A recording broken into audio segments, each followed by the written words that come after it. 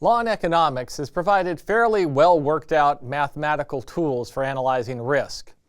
A simple example is the learned hand formula, which says that a duty of care is owed in tort law if and only if P times L is greater than C, where P is the probability of loss, L is the size of the loss, and C is the cost of taking care.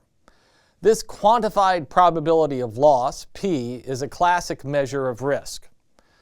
The formula is named after Judge Learned Hand, who's got to have one of the coolest bench names. He's kind of the Elon Musk of judging. And his brother, Augustus Hand, was also a judge. At Yale, we have a running group called the Learned Feet that I run with. But back to risk.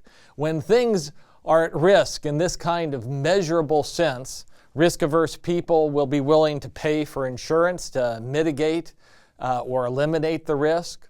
Economists have developed quantitative measures of risk aversion, as well as fairly developed theories of the two primary obstacles to insurance markets: adverse selection and moral hazard. With adverse selection, people who know themselves to have higher risks of claiming are more likely to buy insurance. With moral hazard, people who have bought insurance are less likely to take care and hence increase the probability of claiming on their insurance. But in contrast to the concept of risk with known measurable probabilities, Frank Knight has emphasized the distinct concept of uncertainty. Knightian uncertainty is a kind of risk that is immeasurable, not possible to calculate. Knight said, "Uncertainty must be taken in a sense radically distinct from the familiar notion of risk, from which it has never been properly separated.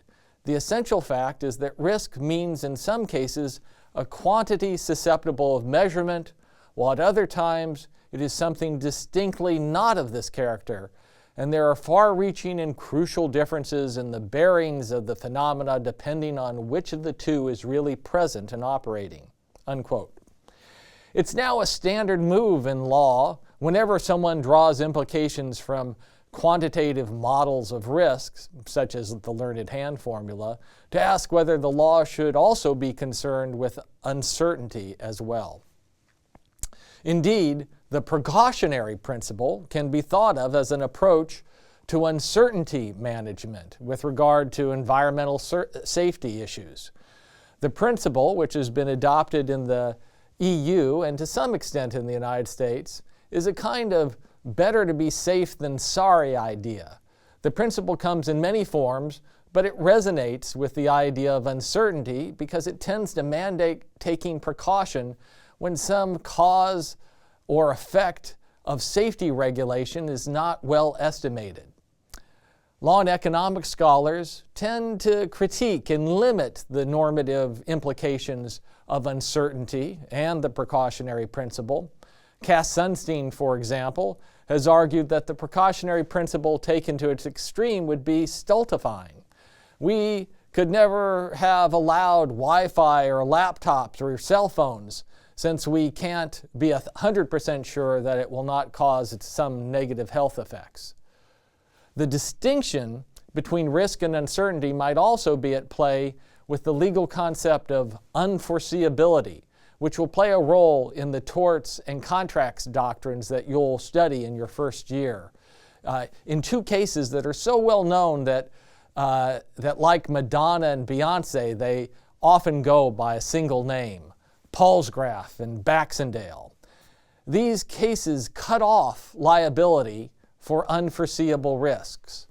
But there's a sense that this unforeseeability, what is not capable of being foreseen, may still give rise to a disquiet that Knight would have thought of when he wrote about uncertainty. And finally, for members of the CrossFit cult, you might relate the risk and uncertainty distinction to Glassman's insistence on a difference between the unknown and the unknowable.